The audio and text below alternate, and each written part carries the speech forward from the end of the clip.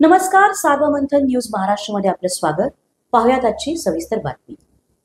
नमस्कार, मी राहुल कुलकर्णी. माझी तुम्हाला विनंती आहे, हा व्हिडिओ महाराष्ट्रातल्या प्रत्येक घराघरामध्ये जाऊ द्या, जगाच्या प्रत्येक कोपऱ्यामध्ये जाऊ द्या, की ज्या जगाच्या कोपऱ्यामध्ये तुमचे नातेवाईक भारतामध्ये आहेत आणि तुमची मुलं परदेशात राहत आहेत अशी स्थिती असेल किंवा नसेलही तरी भारतामध्ये काय सुरू आहे, महाराष्ट्रामध्ये काय सुरू आहे हे तुम्हाला कळणं आवश्यक आहे.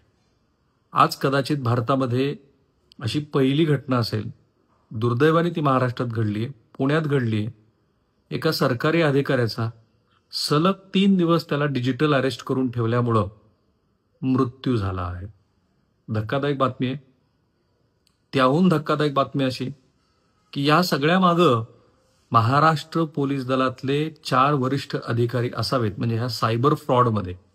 कारण इगतपुरी असेल, काल छत्रपती संभाजीनगर असेल, पुणे असेल, या ठिकाणामध्ये जी कॉल सेंटर सुरू होती आणि ज्या कॉल सेंटरच्या माध्यमातून जशी आज कहाणी मी तुम्हाला पुण्याची सांगणार आहे, तसंच परदेशातल्या नागरिकांना फसवणारं एक मोठं रॅकेट कार्यरत होतं. आणि दैनिक लोकमतने जी बातमी प्रकाशित केली आहे त्या बातमीमध्ये असं म्हटलंय की महाराष्ट्र पोलीस दलातले 4 वरिष्ठ अधिकारी हे सगळं रॅकेट चालवत होते. त्यामुळं सगळ्यात महत्त्वाचा मुद्दा हा की ते वरिष्ठ अधिकारी कोण. महाराष्ट्राला खरोखर धक्का बसावा अशी आणि प्रत्येकानं आपल्या आईवडिलांना, आपल्या कुटुंबातल्या सदस्यांना सांगावी अशी बातमी. डिजिटल अरेस्ट फसवणुकीमध्ये 1,20,00,000 रुपयाचा तोटा, पैसे गेले. धक्क्यातून 82 वर्षीय निवृत्त अधिकाऱ्याचा मृत्यू. तो जो धक्का बसला तो. घटना अशी आहे की वृद्ध दाम्पत्यावर 5 खात्यामध्ये पैसे ट्रान्सफर करण्यासाठी पोलिसाचा दबाव असल्याचा खोटा बनावट दबाव आणून फसवणूक करणाऱ्यांनी 1,19,00,000 रुपये 82 वर्षाच्या गृहस्थाकडून घेतले. पुण्यातल्या विश्रांतवाडी परिसरातल्या 82 वर्षीय निवृत्त राज्य सरकारी अधिकारी यांचा 1,19,00,000 रुपयाच्या डिजिटल अरेस्ट फसवणुकीत बळी ठरल्यानंतर धक्क्यांनी काही दिवसानंतर मृत्यू झाला.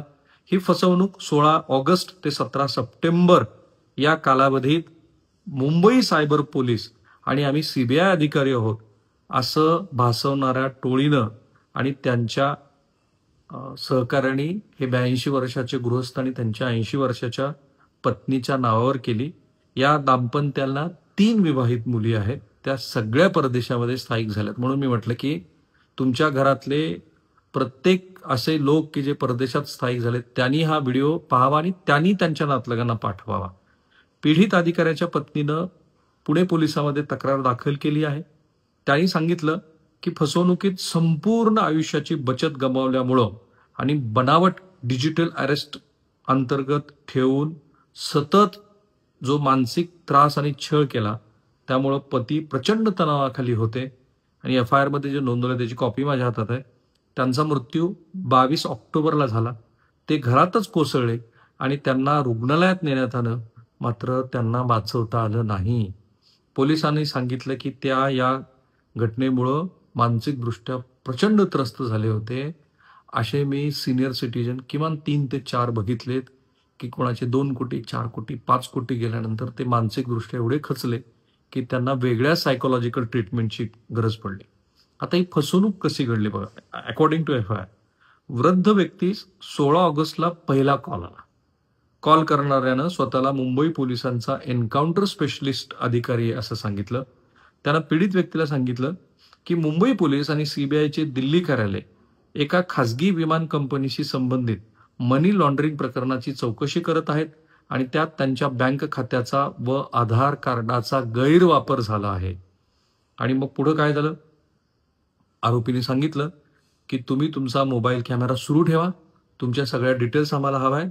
आणि 3 दिवस सलग मोबाईल फोन त्यांना चालू ठेवायला लावून 3 दिवस डिजिटल अरेस्ट केलं.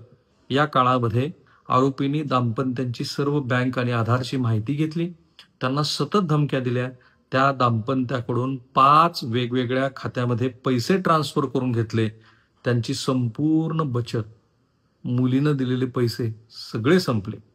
आता हे पैसे संपल्यानंतर काय झालं, काही दिवसांनी फसवणूक करणाऱ्यांचे फोन येणं थांबलं. तेव्हा दाम्पत्यांना आपली कुणीतरी फसवणूक केली याची जाणीव झाली. त्यांनी आपल्या मुलीला कळवलं आणि तिच्या सल्ल्यानुसार पोलिसांनी संपर्क साधला आणि हे प्रकरण उघडकीस आलं. दुर्दैवाने ते सरकारी सेवेतनं निवृत्त झालेले वरिष्ठ अधिकारी आज आपल्यात नाहीत. मी थोडीशी आणखी माहिती काढली. यावर्षी महाराष्ट्रामध्ये डिजिटल अरेस्ट फसवणुकीचे 218 गुन्हे नोंदवले गेलेत. नागरिकांनी एकूण 112 कोटी रुपये त्यांचे गेलेत. 112 कोटी रुपये एकट्या महाराष्ट्रातनं. त्यातली फक्त 26 प्रकरणं पोलीस उकलू शकलेले आहेत.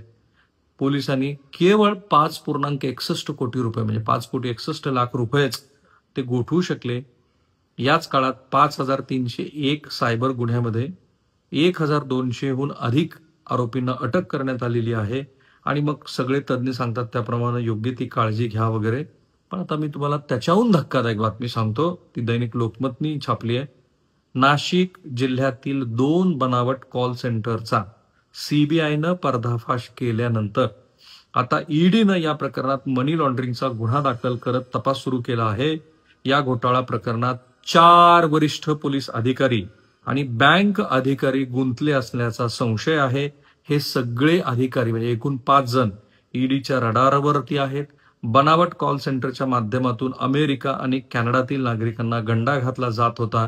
या कॉल सेंटरच्या मुख्य सूत्रधाराला पोलिसांचे तसेच बँक अधिकाऱ्यांचे संरक्षण होते. संरक्षणाच्या बदल्यात त्यांना या कॉल सेंटर मालकाकडून लाच दिली जात होती असा ठपका तपास यंत्रणांनी ठेवला आहे. हे अधिकारी या प्रकरणात कधीपासून गुंतले आहेत, त्यांना पैसे कसे मिळाले व त्या पैशाची फिरवाफिरवी कशी झाली याचा तपास ईडी करणार असल्याचं सूत्रांनी सांगितलं आहे. त्याचबरोबर कॉल सेंटरनं लोकांना गंडा घालत जे शेकडो कोटी रुपये कमावले ते पैसे कुठे आहेत त्याचा आता शोध सुरू आहे. 2च दिवसापूर्वी छत्रपती संभाजीनगर मधून आपल्याला एक बातमी आली की छत्रपती संभाजीनगरमध्ये पण एक कॉल सेंटर पोलिसांनी बस्ट केलं. ते काही त्यांच्या स्वतःच्या कर्तृत्वाने त्यांना नाही कळलं. त्या कॉल सेंटरमध्ये काम करत असलेल्या एका कर्मचाऱ्याला त्याचा पगार दिला नाही, बोनस दिला नाही, व्हॉटेवर त्याला काढून टाकलं. काढून टाकल्यानंतर त्यांना पोलिसांना टिप दिली आणि त्यानंतर 134 वेगळ्या प्रकारचे जवळपास 29 कोटी रुपयाचे लॅपटॉप्स वगैरे पोलिसांनी जप्त केले. तिथे नॉर्थ ईस्ट मधून आलेल्या मुलीच्या माध्यमातून अमेरिकेतल्या नागरिकांना रोज 50 लाख रुपयाचा गंडा घातला जात होता. तिथं जशी गुजरातची मंडळी आहे तशीच ती महाराष्ट्रातली पण मंडळी आहे. छत्रपती संभाजीनगरच्या इंडस्ट्रियल एरियामधला हा प्रकार आहे. तेच पुण्यामध्ये झालं आहे. पुण्यामध्ये पण जवळपास 135 लोकांना अटक केली होती. तिथे योग्य ती कायदेशीर प्रक्रिया न केल्यामुळे ह्या लोकांना लगोलग जामीन झाला आणि मला तेव्हाच संशयाची पालचूक चुकली होती. असं कसं काय होतं की या इतक्या गंभीर गुन्ह्यामध्ये पोलीस चुका करतात आणि न्यायालय त्यांना जामीन देतं.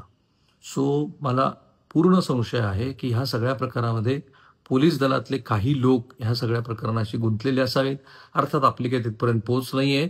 ईडी, तत्सम, सीबीआय वगैरे सारख्या ज्या तपास यंत्रणा आहेत त्या जेव्हा महाराष्ट्राला माहिती सांगतील तेव्हा ते बँकेतले अधिकारी आणि 4 वरिष्ठ पोलीस अधिकारी कोण हे महाराष्ट्राला कळेल. पण किती धक्कादायक आहे बघा.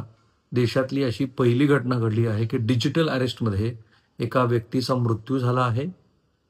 112 कोटी रुपये महाराष्ट्रातनं लुटले गेले आहेत आणि या लुटीमध्ये बँक अधिकारी आणि वरिष्ठ पोलीस अधिकाऱ्यांचा सहभाग आहे असा पोलिसांना, सीबीआयला आणि ईडीला संशय आहे आणि त्या दिशेनं तपास सुरू आहे. हे धक्कादायक आहे. हे महाराष्ट्राच्या घराघरात जायला हवं. जसं आपण ह्या चक्री गेम वगैरे सारख्या याच्यावरती सतत आणि सातत्यानं बोलत होतो तसंच इथे बोलणार आहोत. तुमच्या पाठबळाची गरज आहे. ते पाठबळ आहे ते म्हणजे हे व्हिडिओ अधिकात अधिक लोकांपर्यंत पाठवून. थांबूया. सार्वमंथन न्यूज महाराष्ट्राला लाईक करा, शेअर करा, सबस्क्राईब करा.